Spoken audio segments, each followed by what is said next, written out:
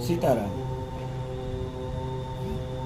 वहाँ जो सुबह सुबह मीटिंग करते हैं वो पंच जान लें कि हम आ रहे हैं।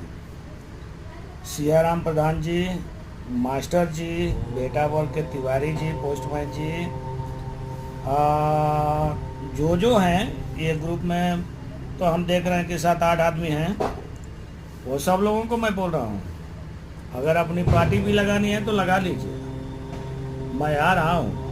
आज जगमोहन, हम आपको पहले से बता रहा हूँ कि मैं आ रहा हूँ, भागिएगा मत, क्योंकि बाबा महेंद्रनाथ कहीं भी आप भगोगे ना, वहाँ पे मुझे पहुँचा देते हैं। अब मैं पहुँच ही जाऊँगा, क्योंकि मेरा नाम ही है ऋषि।